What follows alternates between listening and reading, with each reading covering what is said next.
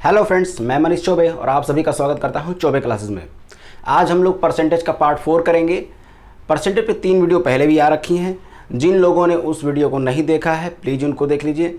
तो चलिए आज शुरू करते हैं परसेंटेज का पार्ट 4। तो देखिए आपके सामने पहला क्वेश्चन लगा हुआ है। क्या कह रहा है ये कह रहा है चीनी के मूल्य में 20% की वृद्धि हो जाती है तो चीनी के खपत को कितना प्रतिशत कम करना होगा ताकि चीनी पर खर्च अपरिवर्तित रहे।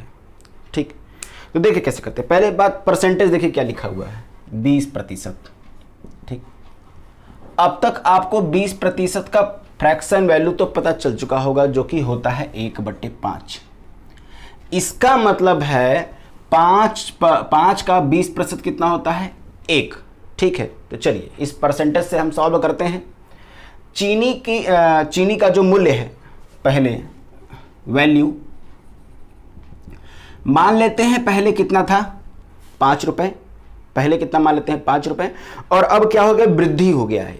यानी 5 का 20% 1 रुपए की वृद्धि हो गई है। अब कितने रुपए की चीनी हो गई है, 6 रुपए की। ठीक, अब कह रहा है सुनिए कि खपत को कितना प्रतिशत कम कर दे कि उसके जेब का खर्च ना बढ़े। खर्च अपरिवर्तित रहने का क्या मतलब है, उसके जेब से जितने रुपए पहले जा रहे थे उतने अब भी जा रहे हैं। 5 रुपए की चीनी, ऐसा देखिए यहां क्वांटिटी लेंगे। क्वांटिटी अगर मान लीजिए पहले जो है अगर वो 5 किलो ही खरीद के लेकर के आ रहा था, मान लीजिए बस, तो 5 × 5 = 25, 5 किलो खरीद के लेकर के आ रहा था, वो वैल्यू 5 रुपए, यानी 5 रुपए प्रति केजी। तो कितना रुपए खर्च हो गया, 25 रुपए की चीनी आ गई पूरी, और यहाँ पे 6 रुपए हो गया है। अब आपको यहाँ ऐसा नंबर लेना होगा कि वो भी 25 ही बनाए, वो भी क्या बनाए, 25 ही बनाए, क्योंकि 25 रुपए पहले भी उसके जेब से लग रहे थे और अभी भी उसके जेब से कितने रुपए लग रहे हैं, 25 रुपए ही लगने चाहिए, तभी तो खर्च अपरिवर्तित रहेगा।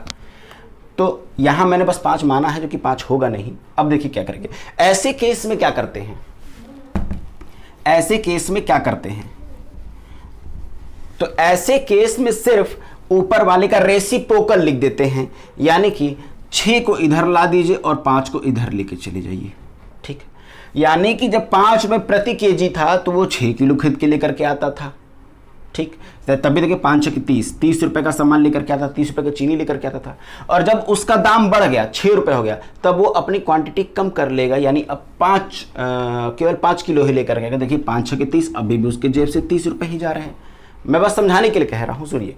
तो जब उसके मूल्य में 20% की वृद्धि हुई, यानी 5 रुपए का सामान पे 1 रुपए की वृद्धि, यानी 6 रुपए का हो गया, तो क्वांटिटी क्या कर दिया, 6 से 5 कर दिया। तो कितना प्रतिशत कम किया है, देखिए इसकी बात कर रहा है क्वांटिटी में, तो 6 किलो से वो 5 किलो लेने लगा। ठीक है, अब मैं इसको रब कर रहा हूं, ये नीचे वाले को मैं रब कर रहा हूं, इसकी जरूरत नहीं है, ये समझाने के लिए था। ठीक, पहले 6 किलो लेकर के आता था, अब वो 5 किलो लेकर के आ रहा है। कितना किलो कम लेकर के आ रहा है, सर 1 किलो कम लेकर के आ रहा है। कितने रुपए पर, तो पहले वाले से इनिशियल से बात करेंगे ना, तो पहले 6 खरीद करके लेकर के आ रहा था, तो 6 प्रतिशत निकालने के लिए सिंपली 100 का गुणा कर देते हैं। ठीक है, अब ये आ जाएगा आपका 16 सही 2/3 1/6। अब भाग कर लीजिएगा, 100 को 6 से भाग कर देंगे, कितना जाएगा, 16 सही 2/3। तो 16 सही 2/3 इसका क्या हो जाएगा, प्रतिशत। ठीक है, आशा करता हूं कि आपको ये क्वेश्चन समझ में आया होगा। देखिए बहुत महंगा क्वेश्चन तो नहीं है, बहुत ही आसान क्वेश्चन है, मैंने आपको समझा दिया है। आप दोबारा से इसको देख लीजिएगा, आपको अच्छी तरह समझ में आ जाएगा। ठीक है, और अभी भी आ ही गया होगा। ठीक है, चलिए अगले क्वेश्चन पे चलते हैं। तो ये देखिए आपके सामने अगला क्वेश्चन लगा हुआ है। क्या कह रहा है, चावल के मूल्य में 25% की कमी होने के कारण भुवनेश 240 रुपए में 2 किलो चावल अधिक खरीद सकता है। 240 रुपए में, यानी पहले भी 240 रुपए खरीद के लेकर के आता था और अभी भी 240 रुपए का ही खरीद के लेकर के आ रहा है। इसका मतलब यह है कि खर्च अपरिवर्तित है, उसके जेब से तब भी उतने ही जा रहे थे और अब भी उतने ही जा रहे हैं, यानी वही कंडीशन जो अभी मैंने लगाया था। ठीक, तो देखिए क्या है, चावल के मूल्य में 25% की कमी हो गई है, तो वैल्यू 25% को की फ्रैक्शन वैल्यू क्या हो जाती है, तो आप कहेंगे सर 1/4। तो वैल्यू देखिए क्या हो जाएगी, तो पहले 4 रुपए का सामान था, उस पे 1 रुपया कम हो गया। 4 का 25% कितना होता है, 1 होता है, इससे पता कर लीजिए। तो 1 रुपए की कमी हो गई, कमी हुई है ना 25% की, तो 4 पे 1 रुपए कम कर देंगे, कितना हो जाएगा, 3। क्वांटिटी देखिए, क्वांटिटी रेसिप्रोकल हो जाएगा, यानी कि 3 किलो खरीद के लेकर के आता था और अब कितना खरीद के लेकर के आता है, 4 किलो खरीद के लेकर के आता है। ठीक है, तो अब आप देखिए क्वांटिटी में कितने किलो खरीद सकता है वो ज्यादा, तो कहेंगे सर पहले से 1 किलो ज्यादा खरीद रहा है। ये आपके हिसाब से है, आपने केवल परसेंटेज को लेकर चला था, इसलिए आपके हिसाब से 1 किलो ज्यादा खरीद के लेकर गया। लेकिन क्वेश्चन में बोल रखा है कि नहीं 2 किलो अधिक खरीद करके लेकर के आता है, 2 किलो अधिक खरीद सकता है। तो यानी आपका 1 उसके 2 के बराबर है, आपका 1 उसके 2 के बराबर है। तो देखिए पहले वो कितना खरीद के लेकर के आता था, तो इसमें भी आप 2 का गुणा कर दीजिए, 3 दूनी 6 किलो। और अब कितना खरीद कर लेकर के आता है, तो कहेंगे सर 4 को भी 2 से मल्टीप्लाई कर दीजिए, अब खरीद करके लेकर के आता है वो 8 किलो। तो देखिए पहले 6 किलो खरीदता था, अब 8 किलो खरीदता था। देखिए दोनों के बीच का गैप कितना है, 2 किलो हुआ ना। ठीक, बाद में क्या कह रहा है, तो कमी के बाद चावल का मूल्य प्रति किलोग्राम कितना हो गया। तो कमी के बाद कितना खरीद के लेकर के आ रहा है, 8 किलो। कितने रुपए में, 240 रुपए में। तो अब उसकी वैल्यू क्या हो जाएगी, वही 240 रुपए में अब वो 8 किलो खरीद कर लेकर के आ रहा है। भाग कर दीजिए कितना जाएगा, 8 3 24 30, यानी हो जाएगा 30 रुपए प्रति किलो पर केजी। और यही इसका नया दाम हो जाएगा, यानी कि ऑप्शन नंबर इसका आपको पता चल रहा होगा ए। ठीक है, तो देखिए ये भी सिंपल सा था। पिछला क्वेश्चन अगर समझ में आ गया होगा तो ये आसानी समझ में आ गया होगा। ठीक, इस केस में आपको वैल्यू दे रखा 240, उसका कहने का मतलब वही था कि खर्च अपरिवर्तित रहे, क्योंकि 240 तो तब भी लग रहे थे और अभी भी वो 240 रुपये ही खर्च करना चाहता है। ठीक, तो चलिए आगे बढ़ते हैं।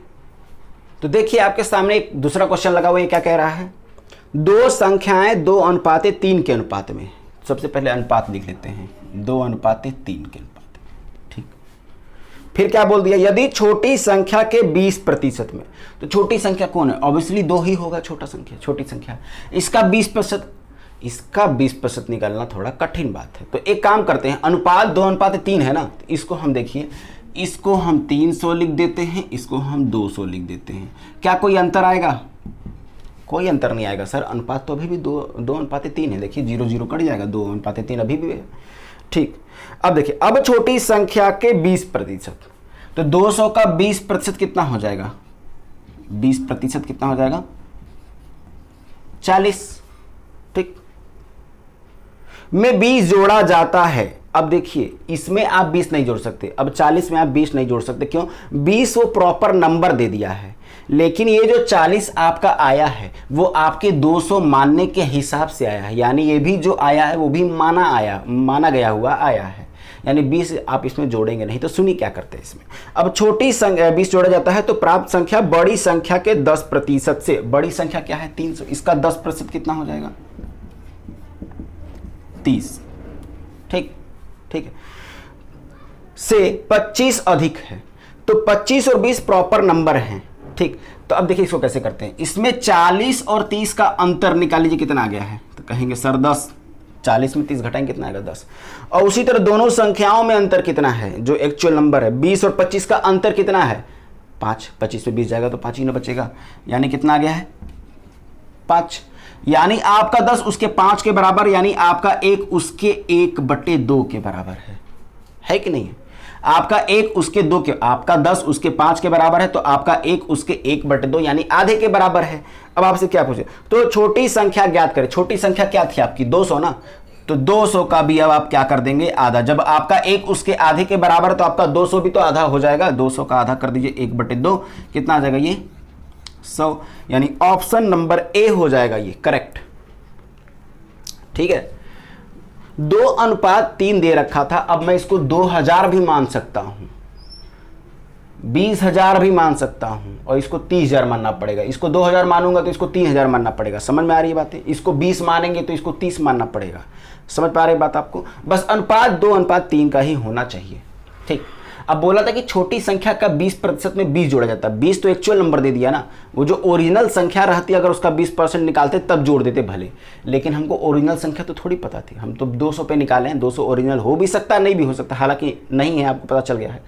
तो 200 तो हम माने थे, उसका 20% निकाले कितना आया 40, और 300 का 10% निकाले कितना आ गया 30, इन दोनों का गैप कितना है, तो 40 और 30 का गैप कितना है 10, 10। और एक्चुअल वो जो दोनों नंबर दे रखे थे 20 और 25, उन दोनों का गैप कितना था? 5। तो आपका 10 उसके 5 के बराबर, वो यही कहना चाहता है कि इन दोनों का गैप कितना होना चाहिए? 5, जबकि आपका कितना आया था? 10। तो आपका 1 उसके 1/2 के बराबर हो गया। बस जब 1 की वैल्यू आ गई तो फिर कुछ भी पूछ दे आप निकाल सकते हैं। आपसे पूछ दिया कि छोटी संख्या कितनी थी, तो 200 का भी आप आधा कर देंगे। जब आपका 1 उसके 1/2 के बराबर है तो 200 भी 1/2 गुना हो जाएगा, यानी 100 हो जाएगा। 300 का पूछता तो 300 का आधा कर देते, 150 हो जाता। ठीक, तो चलिए अगले क्वेश्चन पे चलते हैं। तो ये देखिए आपके सामने एक और क्वेश्चन लग चुका है। वो क्या कह रहा है? एक वस्तु के कीमत में लगातार 2 बार 10% की क्रमागत वृद्धि की गई है। सुनिए, प्रतिशत कितना है? 10% है ना। 10% का मतलब होता है 1/10। अब इसे बताने की जरूरत नहीं है, अब तो आप निकाल ही लेते हो। यानी 10 का 10% 1 है, यानी 10 का सामान पे 1 रुपए बढ़ जा रहा है। तो अब कितने का हो गया? 11। यानी पहले 10 रुपए का सामान था, कितना हो गया अब? 11। लेकिन ये काम 2 बार हुआ है ना, क्रमागत 2 बार हुआ है, यानी कि फिर से 10 रुपए का सामान कितना हो गया? 11। यही हुआ है। देख लीजिए अब मूल्य कितना है? 10 दहा में 100, 11 में 11 का गुणा करेंगे तो 121।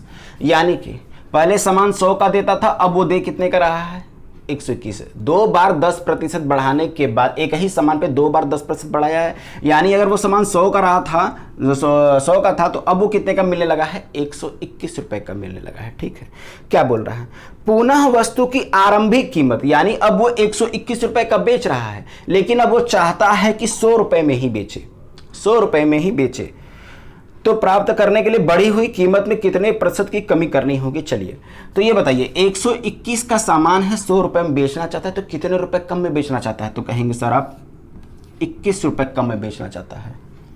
कितने रुपए पर? सर 121 में 121 अब हो गया है ना, अब हम इसमें से ना 21 रुपए कम करेंगे, तो 121 में से कम करेंगे। 121 मल्टीप्लाई क्या कर देंगे?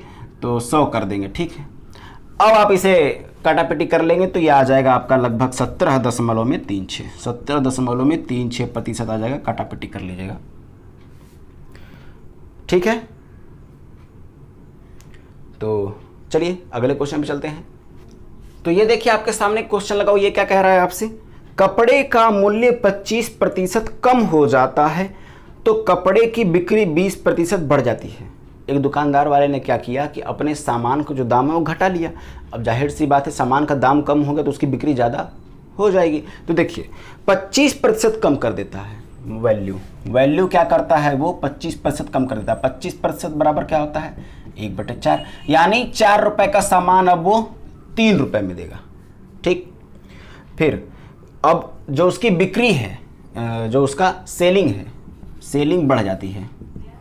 दाम कम हो गया है ना, तो सेलिंग बढ़ेगा। कितना कह रहा है कि 20% बढ़ जाती है। 20% बराबर कितना होता है? 20% बराबर होता है 1/5, यानी कि पहले अगर वो 5 कपड़े बेचता था, अब वो 1 ज़्यादा बेचेगा, यानी कि 6 कपड़े बेचेगा। ठीक, देखो पहले 4 रुपए का सामान था तो 5 ही बेच पाता था। कितने रुपए का आमदनी मतलब अर्निंग कर लेता था? 5 चौके 20 रुपए कमा लेता था। अब जब उसका दाम कम हो गया, 3 रुपए हो गया, और उसका सेलिंग बढ़ गया, 6 हो गया, तो 3 रुपए का सामान 6 बेचेगा तो कितना मिल जाएगा उसको? 18। ठीक, यानी पहले उसको 20 रुपए मिलते थे, अब उसको 18 रुपए मिलते हैं। ठीक, तो दुकान के कुल आय में क्या परिवर्तन होगा? तो देखो पहले 20 रुपए कमाता था, अब 18 रुपए कमाता है। ऑब्वियसली बात यह है कि अब उसको हानि हो रही है। पहले 20 रुपए कमाता था, अब 18 रुपए ही कमा पा रहा है, तो 2 रुपए कम मिल रहे हैं उसको, 2 रुपए की हानि हो रही है। कितने रुपए की हानि हो रही है? 2 रुपए की हानि हो रही है। कितने रुपए पर हो रही है? 20 रुपए पर हो रही है। 2 रुपए की हानि किस पे हो रही है? 20 रुपए पे ही तो हो रही है। 20 रुपए पर। प्रतिशत निकालने के लिए आप 100 का गुणा कर देते हो। 20 25 कितना हो जाएगा? 5 दूनी 10, और यही हो जाएगा, ये प्रतिशत है, ध्यान दीजिएगा, 10%, और यही हो जाएगा आपका आंसर। यानी उसके कुल राजस्व पर 10% कमी, ये दिया होगा ऑप्शन में। ऑप्शन नंबर डी देखिए क्या कर रहा है? 10% डिक्रीज, यानी 10% घट जाता है। देखिए सिंबल है डिक्रीज का, 10% कम हो जाता है। देखिए ना, 20 रुपए पहले कमाता था, 18 कमाता है, 2 रुपए कम 20 रुपए पर, तो 1/10 10% के बराबर होता है। 10% की उसको हानि हो चुकी है। ठीक है, तो आशा करता हूं कि आपको आज की क्लास समझ में आई होगी। तो आप जरूर से इसको दोबारा देख लीजिएगा अगर नहीं समझ में आता है। तो चलिए, आज के भी कुछ क्वेश्चन मॉडरेट लेवल के थे, अब धीरे धीरे ये लेवल इसी तरह बढ़ता जाएगा। तो चलिए, अगले वीडियो में फिर से मुलाकात होगी, तब तक के लिए धन्यवाद।